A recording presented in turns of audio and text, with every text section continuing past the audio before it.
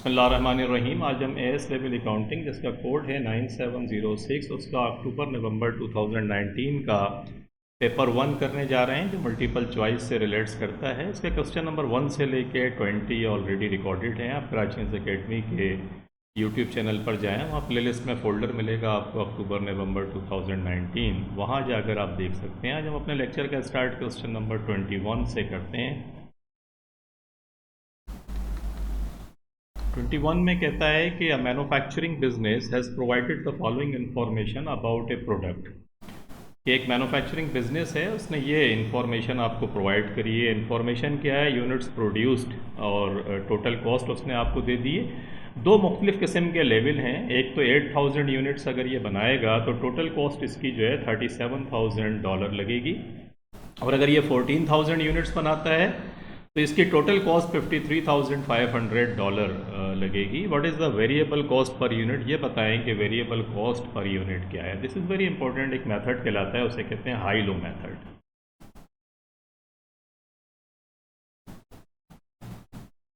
High low method जो है वो एक मेथड है जिसके ज़रिए हम देखते हैं कि हाईएस्ट एक्टिविटी हमारी क्या है और लोएस्ट एक्टिविटी क्या है।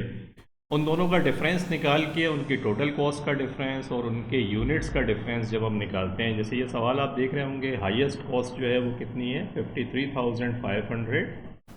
इसमें से माइनस करते हैं, लोएस्ट कितनी है? 37,000। आपको नज़र आ रहा होगा ये। इसी तरीके से हाईएस्ट यूनिट्स कितने हैं जो बना रहे हैं? 14,000 यूनिट्स हैं, और लोएस्ट पार्ट कितना है? 8,000। जब आप इसको डिवाइड करें तो देखें क्या आ जाएगा।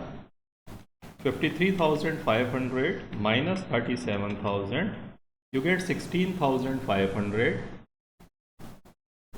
and divided by 14 at 6,000 बनते हैं ये। इसको जब आप करेंगे 16,500 को डिवाइड करेंगे 6,000 से, 2.75 आपके पास आता है। ये जो 2.75 आपके पास आया है ये basically variable cost per unit है आपके पास। वेरिएबल कॉस्ट पर यूनिट का मकसद है कि एक यूनिट अगर आप बनाएंगे तो वेरिएबल कॉस्ट आपकी ये लगेगी। और वेरिएबल कॉस्ट का जो कंसेप्ट है, कॉस्ट अकाउंटिंग आपके पास इस लेवल में बड़ा इंपॉर्टेंट है। उसमें क्वेश्चंस भी आते हैं, पेपर 1 में भी आते हैं, पेपर 2 में भी आते हैं। तो आप जहन में रखिएगा, वेरिएबल कॉस्ट किसी भी एक्टिविटी लेवल के ऊपर कांस्टेंट रहती है। वेरिएबल कॉस्ट एब्सोल्यूट के अंदर तो बढ़ती है। आप देख रहे होंगे कि वेरिएबल कॉस्ट एब्सोल्यूट का मकसद है कि टोटल कॉस्ट पड़ेगी, लेकिन पर यूनिट कॉस्ट किसी भी एक्टिविटी लेवल के ऊपर कांस्टेंट रहती है। तो इसी कंसेप्ट के तहत हमने इनका जब डिफरेंस निकाल के इनको डिवाइड किया टोटल कॉस्ट को इससे, तो हमें पता चला कि यार 2.75 हमारी वेरिएबल कॉस्ट है। इसका मकसद है कि अब मैं अगर आपको और समझाने के लिए बताऊं, ये 8000 आप देख रहे हैं, इस 8000 को अगर मैं 2.75 से मल्टीप्लाई करूं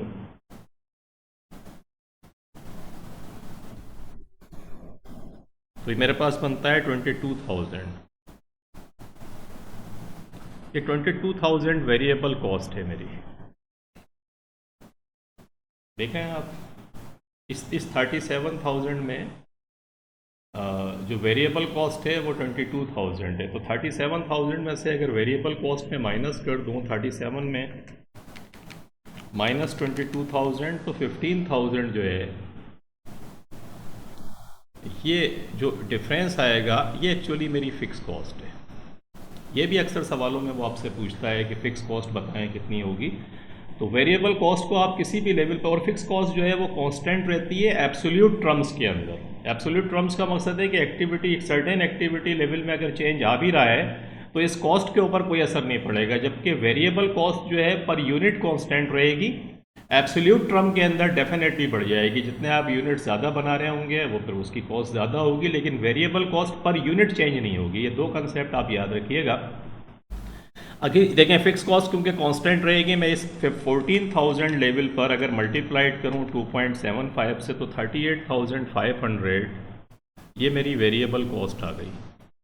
और इस लेवल के ऊपर कितना? 53,000 माइनस 53,500 टोटल कॉस्ट थी, मैंने माइनस किया तो देखें 15,000 आ गई। ये वही 15,000 है जो इस लेवल पर आई थी। तो फिक्स कॉस्ट आपने सीखा क्या कि फिक्स कॉस्ट जो है एक सर्टेन एक्टिविटी लेवल के ऊपर एब्सोल्यूट अमाउंट के अंदर चेंज नहीं होती है, तो हाई लो मेथड हम इस्तेमाल करते हैं वेरिएबल कॉस्ट पर यूनिट निकालने के लिए, और वेरिएबल कॉस्ट एब्सोल्यूट टर्म्स के अंदर एब्सोल्यूट अमाउंट में तो बढ़ती है, लेकिन किसी भी एक एक्टिविटी लेवल के ऊपर पर यूनिट जो है वो कांस्टेंट रहती है। कॉस्ट वॉल्यूम प्रॉफिट एनालिसिस, ये भी एक आपका एक चैप्टर है एग्जाम के अंदर, उसका बेसिक कंसेप्ट यही है कि जो वेरिएबल कॉस्ट और डिफरेंट किस्म की कॉस्ट का बिहेवियर से आपकी सेल्स पे प्रॉफिट पे इम्पैक्ट क्या पड़ता है, तो वो हम पढ़ेंगे। लेकिन अभी यहाँ समझने के लिए हाई लो मेथड आप याद रखें। हाई लो मेथड से हम क्या, हाई लो मेथड से जो हम निकालते हैं वो वेरिएबल कॉस्ट पर यूनिट होता है। इस सवाल के अंदर उसने पूछा भी आपसे वेरिएबल कॉस्ट पर यूनिट था, ये तो मैंने आपको समझाने के लिए इतनी बातें करी,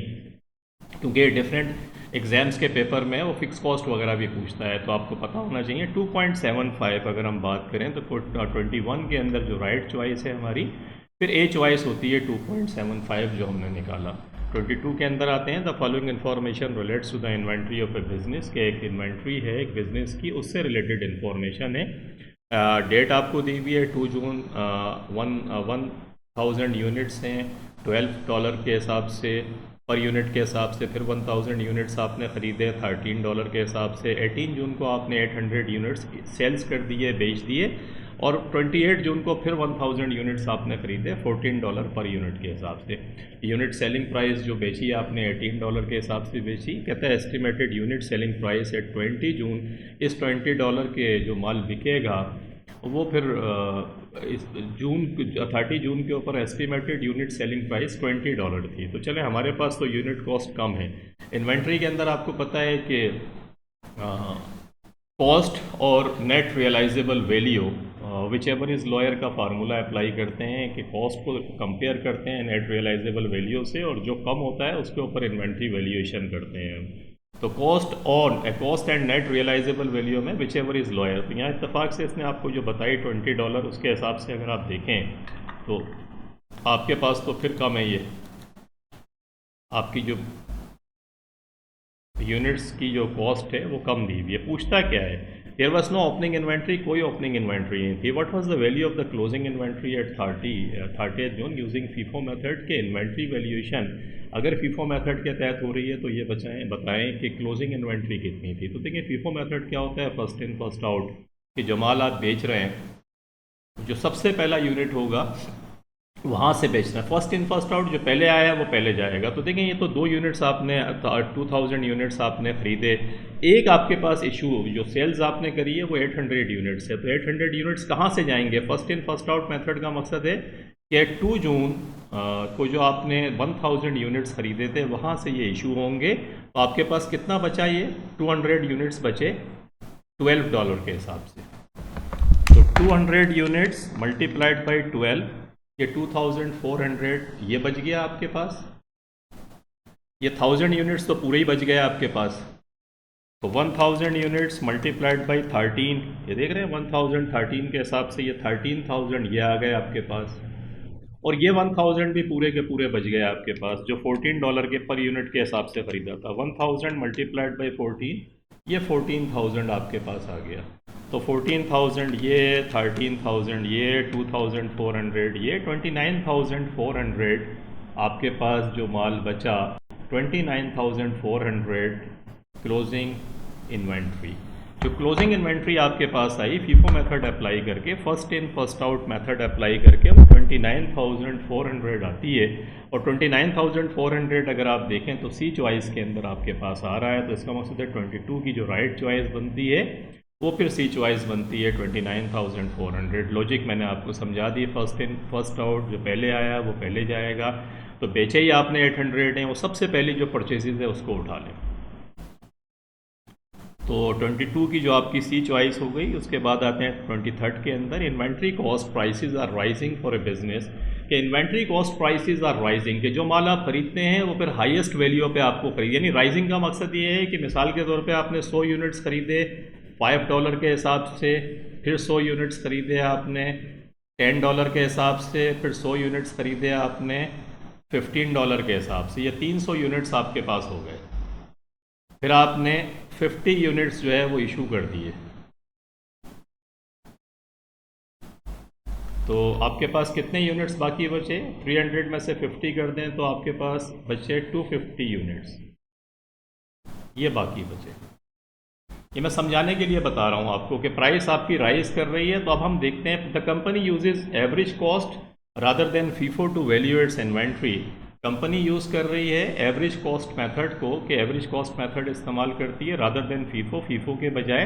what is the effect of inventory valuation and profit of using average cost rather than FIFO, कि what is the effect of inventory, के इन्वेंट्री के ऊपर क्या इफेक्ट पड़ेगा ऑफ यूजिंग एवरेज कॉस्ट, के एवरेज कॉस्ट मेथड अगर वो apply कर रही है तो क्या होगा, inventory valuation higher higher lower lower, क्या इन्वेंट्री वैल्यूएशन हायर होगी या लोअर होगी, और प्रॉफिट हायर होगा या लोअर होगा। तो हम इस सवाल को समझने की कोशिश करते हैं। एवरेज कॉस्ट मेथड क्या होता है, जिसके अंदर हर यूनिट्स के बाद जब भी यूनिट्स आप खरीदेंगे तो उसकी एवरेज कॉस्ट आपको कैलकुलेट करनी पड़ेगी। मिसाल के तौर पे ये 100 यूनिट्स आपने ख़रीदे 5 के हिसाब से, तो $500 आपके पास आ गए, ये इन्वेंट्री की वैल्यू है। अब मज़ीद अगर आप 100 यूनिट्स ख़रीद रहे हैं तो 100 यूनिट्स ख़रीदने का मकसद ये हुआ कि आपके पास अब 200 यूनिट्स हो गए और टोटल कॉस्ट ये 100 जो है ये कितने की आ गया, 100 यूनिट्स 10 के हिसाब से 1000 आ गए। तो एवरेज प्राइस कैसे निकालेंगे, इस 1500 को इनको प्लस करेंगे और 200 से मल्टीप्लाई कर देंगे। यानी जब भी कोई नया यूनिट खरीदा जाएगा तो उसकी फिर एवरेज प्राइस आप कैलकुलेट करेंगे, 500 plus 1000 divided by 200, total units तो 7.5 जो है, ये जो आपके पास 200 यूनिट्स जो हैं इनकी $7.5 पर यूनिट्स आ गई। उसके बाद $7.5 आ गई, उसके बाद फिर आपने 100 यूनिट्स खरीदे 15 के हिसाब से, तो ये कितने हो गए 1500। अब इन तीनों को प्लस कर लें, ये 200 यूनिट्स आपके पास 7.5 के हिसाब से हैं, तो ये 1500 ये हो गए और 1500 ये हो गए। ये तीनों को जमा करा तो 3000 होते हैं और इसको डिवाइड कर दिया 300 से,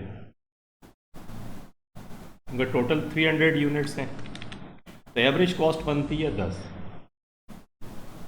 ये देख रहे हैं आप, एवरेज कॉस्ट आपकी 10 बची। अब अगर 50 यूनिट्स आपने इशू करे और समझाने के लिए, तो एवरेज कॉस्ट आपकी 10 बनी। अगर हम फीफो मेथड इस्तेमाल करते हैं तो ये 50 जो आपके पास यूनिट्स होते जो आपने इशू करे हैं, ये किस वैल्यू पे करते हैं आप, $15 के हिसाब से। जो पहला जो फर्स्ट परचेजेस होती हैं यहाँ से आप इशू करते हैं। जब आप यहाँ से इशू करते हैं तो इसका मकसद है $5 के हिसाब से इशू होता है। ये जब $5 के हिसाब से इशू होता तो जो एंडिंग इन्वेंट्री थी वो क्या होती, वो हाईएस्ट होती, क्योंकि लोएस्ट वैल्यू के ऊपर आप इशू कर रहे हैं। तो जो बचेगा वो देखें ये सारा हाईएस्ट पे बचेगा 10-15। इसकी बनस्बत आपने देखा कि एवरेज कॉस्टिंग मेथड में हमने क्या करा, एवरेज कॉस्ट मेथड के अंदर हम एवरेज कॉस्ट निकालते हुए आए। तो अब ये 50 यूनिट्स जो इशू होंगे वो $10 के हिसाब से होंगे, जो एवरेज कॉस्ट है हमारी, और $10 के हिसाब से होंगे। तो एवरेज कर दिया हमने। जब एवरेज कर दिया तो इसका मकसद है इन्वेंट्री जब हम वैल्यू करेंगे तो इन्वेंट्री क्योंकि एवरेज प्राइस के ऊपर लोअर कॉस्ट के ऊपर होगी, क्योंकि ये जो इम्पैक्ट आ रहा है ये एवरेज के अंदर आ जाएगा। तो जो जितनी भी आप इशू कर रहे होंगे वो सब आपके पास एवरेज कॉस्ट पे होगी, और एवरेज कॉस्ट में जितनी इंक्रीज प्राइसेस हैं उसका इम्पैक्ट शामिल होगा। इसकी बानिस्बत अगर आप फीफो मेथड इस्तेमाल करते हैं तो जो माल इशू कर रहे हैं वो लोएस्ट प्राइस के ऊपर होगा, क्योंकि फर्स्ट इन फर्स्ट आउट जो पहले ख़रीदा था उसकी वैल्यू कम है। वो कहता है प्राइस जो है बढ़ रही है, राइजिंग ट्रेंड है, inventory cost prices are rising, बढ़ रही हैं। तो फिर हमने क्या प्रिंसिपल समझा है इससे, कि एवरेज कॉस्ट मेथड के अंदर जो इन्वेंट्री वैल्यूएशन होती है वो लोएस्ट के ऊपर होती है। लोअर का मकसद है कि एवरेज का मकसद है लोअर, जबकि अगर फीफो इस्तेमाल करेंगे तो इन्वेंट्री वैल्यूएशन हायर साइड के ऊपर होगी, क्योंकि लोएस्ट वाला इशू करेंगे तो हाईएस्ट वाला बच जाएगा। तो इसका मकसद है इन्वेंट्री फिर लोअर होनी चाहिए। अच्छा, inventory cost of ending inventory अगर लोअर होगी तो कॉस्ट ऑफ सेल्स क्या होगी, बढ़ जाएगी, और कॉस्ट ऑफ सेल्स बढ़ेगी तो क्या होगा, प्रॉफिट क्या होगा, प्रॉफिट भी आपका लोअर होगा। क्योंकि देखें आप क्या करते हैं, goods available for sales first कर लेते हैं 50,000 है, इसमें से लेस कर दिया क्लोजिंग इन्वेंट्री 10,000, कितनी आई कॉस्ट ऑफ सेल्स 14,000। अब अगर ये 50,000 में से मैं अगर एंडिंग इन्वेंट्री जो है मैं क्या करूं, कम लिख दूं 5,000, तो कॉस्ट क्या होगी, बढ़ गई ना। देखिए अगर कॉस्ट बढ़ेगी, क्योंकि एवरेज कॉस्ट मेथड के अंदर आपके पास इन्वेंट्री लोअर वाली होती है, तो देखें आपने जैसे ही क्लोजिंग इन्वेंट्री को लोअर किया कॉस्ट बढ़ गई। तो एंडिंग इन्वेंट्री कम होने का मकसद है कॉस्ट बढ़ गई।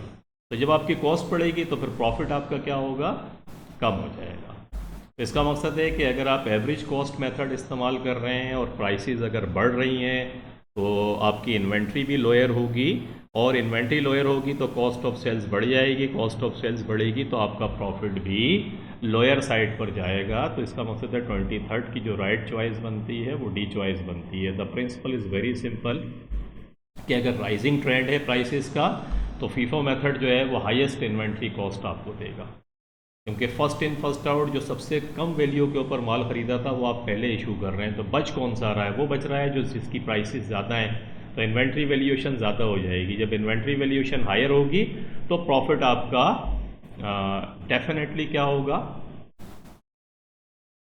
कॉस्ट ऑफ सेल्स कम हो जाएगी। इन्वेंट्री वैल्यूएशन अगर हायर है तो कॉस्ट कम होगी, कॉस्ट कम होगी तो प्रॉफिट भी हायर हो जाएगा।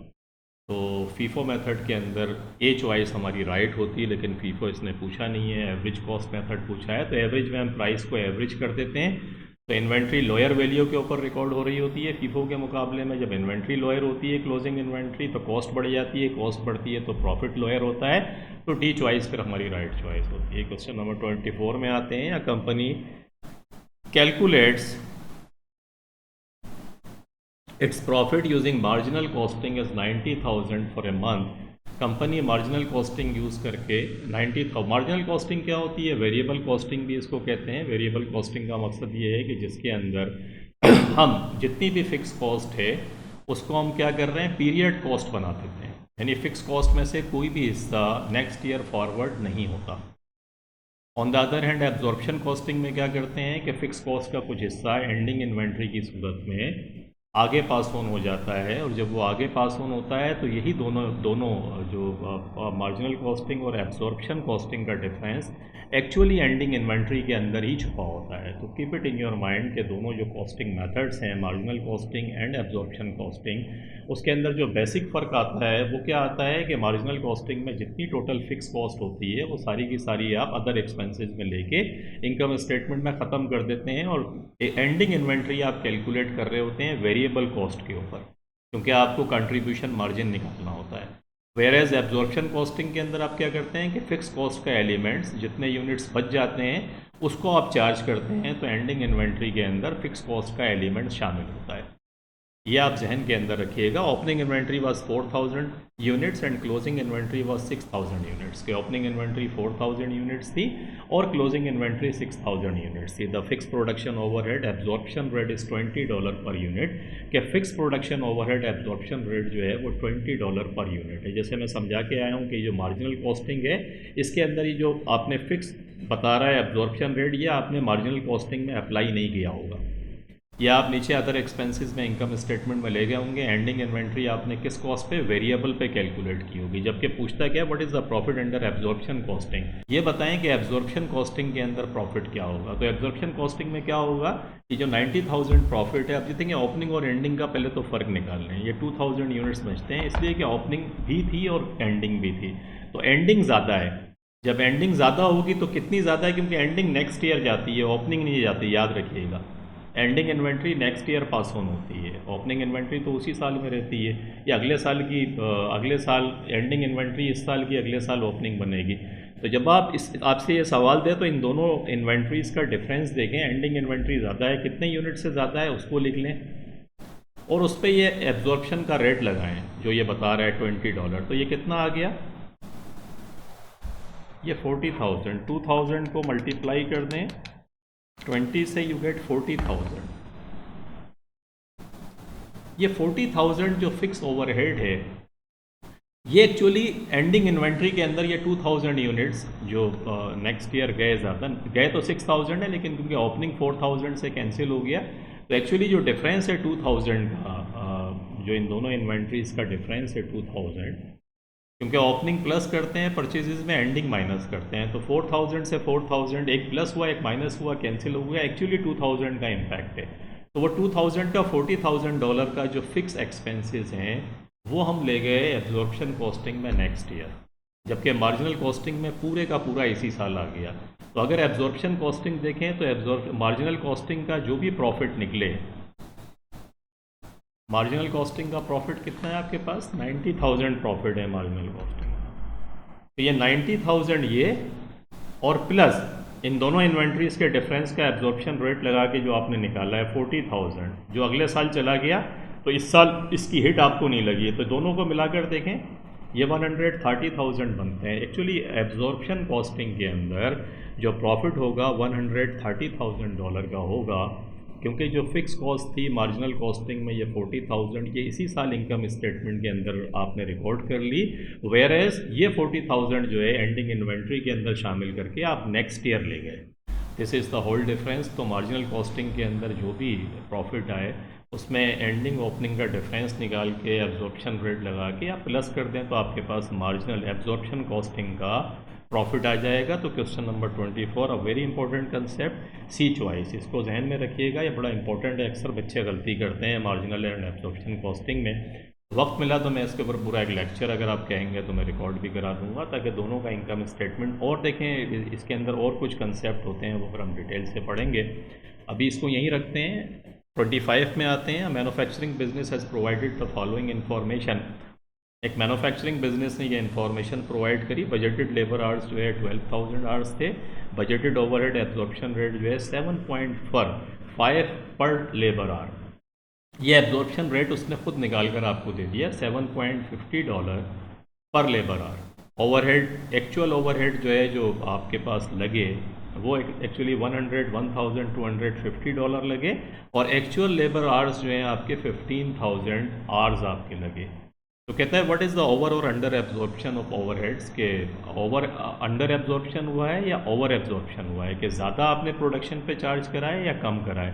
देखिए कंसेप्ट समझ लें हमेशा कि जब हम कॉस्ट ऑफ गुड्स मैन्युफैक्चर्ड बनाते हैं तो जब स्टैंडर्ड कॉस्टिंग हम अप्लाई कर रहे होते हैं तो फिर हम क्या करते हैं कि जो बजटेड रेट हमने कैलकुलेट किया था एक्चुअली उसको एक्चुअल आवर्स पे अप्लाई के कॉस्ट ऑफ गुड्स मैन्युफैक्चर्ड पे लेके जाते हैं। एक्चुअल ओवरहेड को बाद में इससे कंपेयर करके वेरिएंस कैलकुलेट करते हैं जो फिर हम रिकॉर्ड करते हैं। तो keep it in your mind कि कॉस्ट ऑफ गुड्स मैन्युफैक्चर्ड में जो ओवरहेड जा रहा होगा वो अप्लाइड ओवरहेड जा रहा होगा, एक्चुअल नहीं जा रहा होगा। इसीलिए वो बार बार पूछता है कि भाई ज़्यादा अप्लाई करा आपने या कम करा। अप्लाई करने का तरीका $7.5 आपको दिए हुए और घंटे भी दिए हुए हैं 15,000, तो 7.5 को मल्टीप्लाइड कर दें, 15,000 आवर्स आपके एक्चुअल में लगे, तो 7.5 मल्टीप्लाइड बाई 15,000 ये $112,500 बनता है। ये अप्लाइड ओवरहेड है आपका। अप्लाइड ओवरहेड को कंपेयर कर लें एक्चुअल से। एक्चुअल कितना लगा है आपको नज़र आ रहा होगा 101,250, तो ये कम लगा। देखें अप्लाइड आपने ज़्यादा कर दिया, लगा कम है। कितना कम लगा 101,250, 11,250, ये आपने कम अप्लाई किया, अंडर एब्जॉर्प्शन। तो ए चॉइस के अंदर देखें लिखा हुआ नज़र आ रहा होगा 11,250 अंडर एब्जॉर्ब। एक्चुअली कम एब्जॉर्ब करा आपने, क्योंकि एक्चुअली बल्कि नहीं सॉरी आपने 112,000, तो ए नहीं बल्कि बी चॉइस आपकी राइट है, 11,250 ओवर एब्जॉर्ब, कि आपने ज़्यादा एब्जॉर्ब कर दिया। क्या करा आपने, ज़्यादा एब्जॉर्ब करा, क्योंकि आप देख रहे होंगे कि आपने 112,500 प्रोडक्शन पे चार्ज करे जबकि एक्चुअल 101,000 था, तो आपने ज़्यादा अप्लाई कर दिया 11,250 ओवर एब्जॉर्ब। तो क्वेश्चन नंबर 25 के अंदर वी कैन सेफली से कि जो बी चॉइस है हमारी फिर वो राइट चॉइस बनती है। लॉजिक मैंने बताई आपको। क्वेश्चन नंबर 26 में आते हैं। Business has the following information relating to its single product. Single product है, कहता है सेलिंग प्राइस पर यूनिट दी हुई है, वेरिएबल कॉस्ट पर यूनिट दी हुई है और टोटल कॉस्ट पर यूनिट दी हुई है। कहता है what is the contribution to sales ratio, contribution CM ratio जिसे हम कहते हैं, कंट्रीब्यूशन मार्जिन रेशियो भी कहते हैं, कंट्रीब्यूशन टू सेल्स रेशियो कहते हैं। इसका फार्मूला ये होता है कि सेलिंग प्राइस में से वेरिएबल कॉस्ट को माइनस करते हैं, 13 में से 14 को माइनस करा 16 आ गया, इसे कहते हैं कंट्रीब्यूशन मार्जिन। और कंट्रीब्यूशन टू सेल्स रेशियो, इसका फार्मूला क्या होता है, सीएम को ऊपर रखते हैं और सेल्स को नीचे रख देते हैं, तो मल्टीप्लाइड कर देते हैं 100 से, तो सीएम जो है वो कितना आया, कंट्रीब्यूशन मार्जिन 16 आया आपके पास, और सेल्स कितनी है 13 मल्टीप्लाइड बाई 100। सिंपल फार्मूला है ये। टोटल कॉस्ट उसने दी हुई है आपको कंफ्यूज करने के लिए, लेकिन आप इंटेलिजेंट बहुत हैं, कंफ्यूज नहीं होइएगा, इसको सिंपल निकाल लें।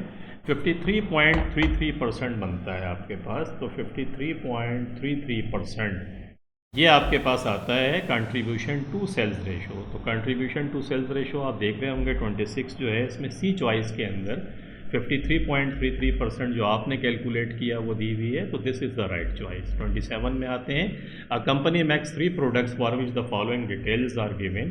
3 प्रोडक्ट बनाती है जिसके डिटेल है, प्रोडक्ट एक्स है कि जिसका $40 पर यूनिट जो है वो सेलिंग प्राइस है, डायरेक्ट मटेरियल जो है 18 है और डायरेक्ट लेबर जो है वो पर यूनिट 10 है। तो आप सबसे पहला काम करें, 14 में से 18 को माइनस करें, 18 के बाद 10 को माइनस करें, तो ये $12 आपके पास आता है। ये आप निकाल रहे हैं कंट्रीब्यूशन मार्जिन। कंट्रीब्यूशन मार्जिन कैसे निकलता है, मैं ऊपर बता के आ रहा हूँ कि जो सेलिंग प्राइस है उसमें से वेरिएबल कॉस्ट को आप माइनस कर दें तो आपके पास कंट्रीब्यूशन मार्जिन आता है। तो प्रोडक्ट एक्स का कंट्रीब्यूशन मार्जिन 12 है।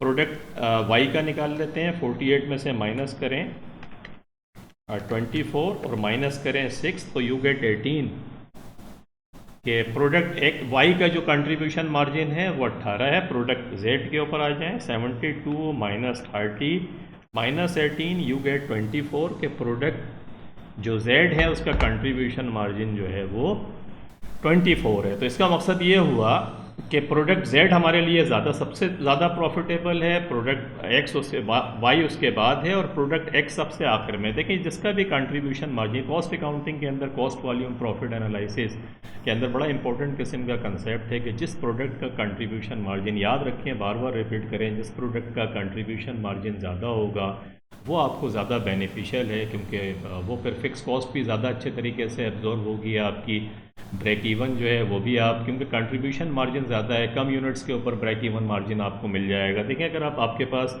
आप अगर प्रोडक्ट जेड को छोड़ के एक्स को बताते हैं तो कंट्रीब्यूशन मार्जिन एक्स का 12 है और प्रोडक्ट जेड का 24 है। इन दोनों में से आपको डिसाइड करना पड़े तो जिसका कंट्रीब्यूशन मार्जिन ज़्यादा है, अगर आपके पास शॉर्टेज होती है किसी भी किस्म की मटेरियल की, लेबर की, और आपके पास चॉइस हो कि यार कौन सी प्रोडक्ट हम बनाएं, तो याद रखिएगा बेसिक फार्मूला कि जिसका कंट्रीब्यूशन मार्जिन ज़्यादा है उसे पहले बनाएंगे, फिर कुछ बच जाएगा तो उसके बाद वाले को बनाएंगे, फिर कुछ बचेगा तो उसके बाद वाले को बनाएंगे। This is the whole concept, इसको जहन में रखें। आगे बढ़ते हैं। The same material is use to make all 3 products and it cost $2 per kilo. कि इन तीनों को बनाने में एक ही मटेरियल लगता है, वो $2 पर किलो के हिसाब से मिलता है। There is a shortage of material, जो मैं बता के आ रहा था, इस मटेरियल की शॉर्टेज है। In which order should the product be made to achieve maximum profit. Maximum profit कैसे आएगा, किस ऑर्डर में हम प्रोडक्ट बनाएं, अभी हमने निकाल कर देख लिया है कि प्रोडक्ट जेड, जेड के बाद वाई और वाई के बाद एक्स। तो फर्स्ट किसको बनाएंगे, फर्स्ट हमने कहा जेड को बनाएंगे। सेकंड जो है वो एक्स नहीं है, वाई था, हमने देखा था, तो ये वाला गलत है, वाई गलत है, एक्स गलत है। अलबत्ता डी चॉइस के अंदर बिल्कुल राइट है कि सबसे पहले जेड को बनाएंगे, फिर वाई को बनाएंगे और उसके बाद फिर हम एक्स को बनाएंगे।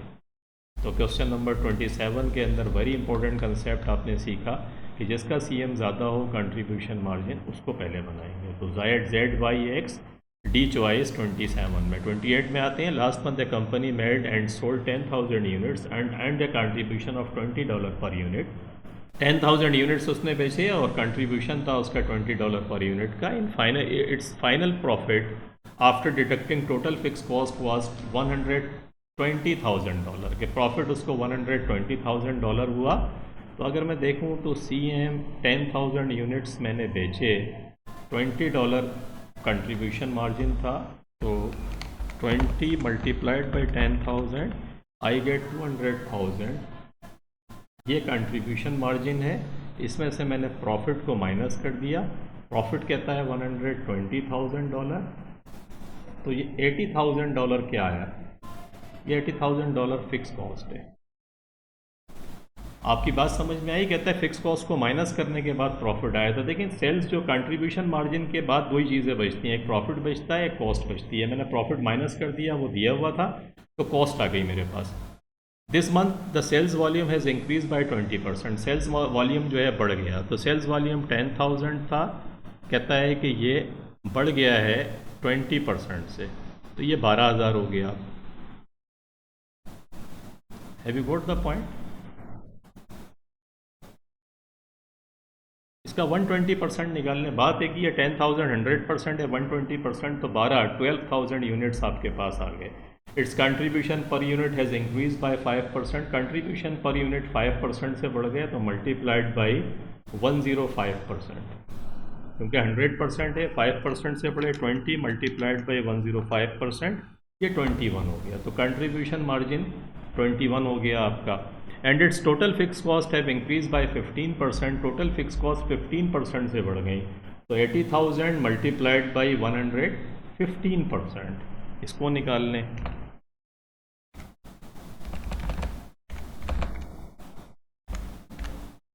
ये 92,000 हो गई आपकी। अब ज़िंदगी आसान है आपके पास कि आपके पास आगे तमाम आपने निकाल लिया। What is its profit this month, इस मंथ उसका प्रॉफिट कितना है। तो देखिए बड़ा आसान है, ये 12,000 यूनिट्स हैं आपके पास। ये 12,000 यूनिट्स जो हैं, ये अब कंट्रीब्यूशन मार्जिन कितना है, 21 है। तो आप यूँ करें कि 12,000 यूनिट्स मल्टीप्लाइड बाई 21, तो ये CM आ जाएगा आपके पास कंट्रीब्यूशन मार्जिन।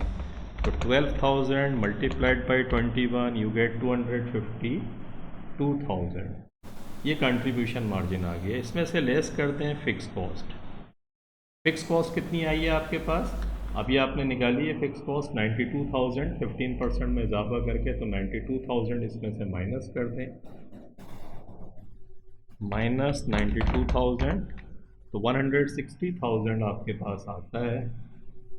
ये 160,000 जो है आपका प्रॉफिट होगा। तो 160,000 आप देखें सी चॉइस के अंदर आपको दिया हुआ है, तो 28 जो है इसकी राइट चॉइस फिर सी चॉइस बनती है 160,000। तो the concept is very simple. सिर्फ आपको एक कंसेप्चुअली अगर आपकी अंडरस्टैंडिंग बिल्डअप हो गई है तो कोई इशू नहीं है। आपको पता है कंट्रीब्यूशन मार्जिन 5% से बड़ा दिया हुआ था, आपने निकाल लिया उसको 105% करके, 5% करके प्लस करेंगे तो भी देखिए 21 का 5% 1 आता है, 1 प्लस करें 21 आ गया, तो 105% कर लें क्योंकि 100 तो खुद है, 5 प्लस कर दिया करें तो आ जाएगा डायरेक्ट। इसके बाद में फिक्स कॉस्ट आपकी थी, तो फिक्स कॉस्ट आपने कंट्रीब्यूशन मार्जिन दिया हुआ था पुराना वाला 10,000 यूनिट्स 20 करके आपने टोटल CM निकाला, प्रॉफिट 120 था, आपने फिक्स कॉस्ट निकाल ली डिफरेंस। फिक्स कॉस्ट का 115% करके 15% इंक्रीज़ करके आपके पास आ गया, यूनिट्स 20% इंक्रीज़ करके आ गया, बाकी फिर आपने कैलकुलेट कर लिया। तो 28 की सी चॉइस राइट होती है। 29 के अंदर आते हैं, which statement about cost volume profit analysis are correct, कि कौन सा स्टेटमेंट जो है कॉस्ट वॉल्यूम प्रॉफिट एनालिसिस के अंदर जो है वो सही है। देखिए इसके अंदर क्या है, fix cost remain constant over A range of activity, बिल्कुल सही बात है। अभी हम पढ़कर आ रहे हैं फिक्स कॉस्ट एक रेंज ऑफ एक्टिविटी के अंदर से 1,000 से लेकर 10,000 तक फिक्स कॉस्ट जो है वो चेंज नहीं होगी, वो हम पढ़ के आ रहे हैं। इसीलिए हाइलो मेथड में देखा हमने कि फिक्स कॉस्ट डिफरेंट एक्टिविटी के ऊपर चेंज नहीं हो रही थी, तो ये बात तो बिल्कुल सही है।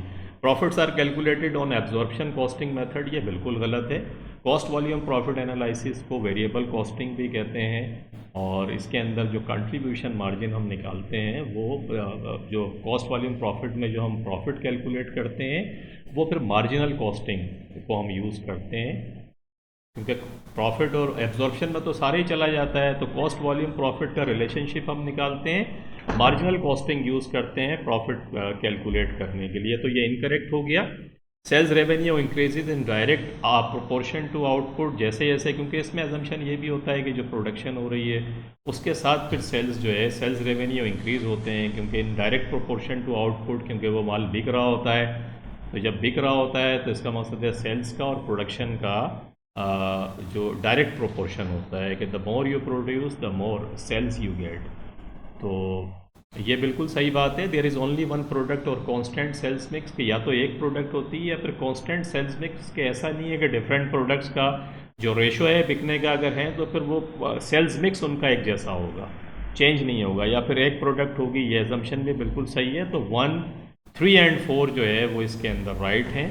1, 3 एंड 4 देखें सी चॉइस के अंदर आपको दे रहा है। तो क्वेश्चन नंबर 29 में जो एजम्पशंस हैं कॉस्ट वॉल्यूम प्रॉफिट के, इसको आप याद रखिएगा कि या तो एक प्रोडक्ट होगी या सेल्स मिक्स जो उनका है जिस मिक्स से सेल्स हो रही है और वो फिर सेम होगा। रेवेन्यू डायरेक्ट प्रोपोर्शन आउटपुट के साथ रिलेट करते हैं, फिक्स कॉस्ट कांस्टेंट रहती है, और मार्जिनल कॉस्टिंग हम इस्तेमाल करते हैं, एब्जॉर्प्शन नहीं करते, इसीलिए 1, 3 एंड 4 हमने करेक्ट करा है। 29 के अंदर सी हो गया, 30 के अंदर आते हैं why do business prepare budgets, business क्यों बजट बनाते हैं, टू कम्युनिकेट प्लान्स, बिल्कुल सही बात है, बजट बनाएंगे देन डिपार्टमेंट्स जितने काम कर रहे हैं उन सबको बताएंगे कि भाई ये प्लान है और इसके ऊपर काम करना है, ये आपके KPIs हैं, की परफॉर्मेंस इंडिकेटर्स भी यहीं से निकलते हैं। तो इम्प्रूव कोऑर्डिनेशन, डिफरेंट डिपार्टमेंट्स के दरमियान कोऑर्डिनेशन जो है वो बढ़ जाता है। बजट है तो सारे डिपार्टमेंट्स को मिल के ओवरऑल कंपनी का गोल अचीव करना है, तो there is a proper coordination, and if you don't prepare the budget then definitely there is a lack of coordination, how the departments will be coordinating with each other unless they know in I mean to say before कि भाई उन्हें करना क्या है। तो बिल्कुल सही बात है ये भी। तो प्लान एनुअल ऑपरेशंस के, एनुअल ऑपरेशंस क्या होता है कि आप जो पूरा ऑपरेशंस करने जा रहे हैं उसको डेफिनेटली आप फिर बजट की फॉर्म में लेकर आते हैं कि एक साल के अंदर आपको करना क्या है। तो ये बात भी बिल्कुल सही है।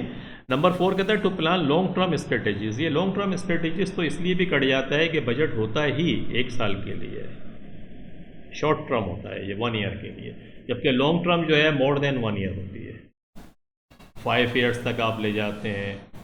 तो इसलिए ये गलत हो गया आपका, incorrect. Have you got my point? The budget is for annual operations के लिए है, कोऑर्डिनेशन अच्छा होता है, कम्युनिकेट करते हैं आप प्लान्स को। 1, 2 and 3 is right, 1, 2 and 3 a choice के अंदर आपको दे रहा है ये, तो फिर आप कह सकते हैं कि ए चॉइस आपकी राइट चॉइस बनती है। और इसके साथ ही ये पेपर भी ख़त्म हुआ। इंशाल्लाह मिलते हैं इसके बाद अगले पेपर में, जो हम 2018, क्योंकि विंटर और समर का ये पूरा हो गया है आपका, 2019 का, 2020 का भी मैं ऑलरेडी करा चुका हूँ विंटर और समर का, बल्कि आई थिंक उसके अंदर तो फिर मैंने मार्च वाला भी कराया है शायद। इसी तरीके से 21 के अंदर जो मार्च वाला था वो शायद वो भी आपको मिलेगा। तो ये अच्छे खासे पेपर हैं जो मैं अब तक रिकॉर्ड करा चुका हूँ, एस लेवल अकाउंटिंग पार्ट 1 के, पेपर 1 के। तो आप इनकी प्रैक्टिस करें, इनकी प्रैक्टिस करते रहेंगे। बड़े इंपॉर्टेंट कंसेप्ट हैं जो हम यहाँ पढ़ते हैं और ये आपके पेपर 2 के अंदर भी हेल्पफुल होंगे बहुत ज़्यादा। तो कीप प्रैक्टिसिंग, प्रैक्टिस करते रहें। कुछ समझ नहीं आता तो फिर कमेंट्स के अंदर लिखें और मिलते हैं इंशाल्लाह फिर एक नेक्स्ट लेक्चर के साथ। Thank you very much for watching the video. और अपने दोस्तों से शेयर करना इसको नहीं भूलें, and we would really appreciate if you spread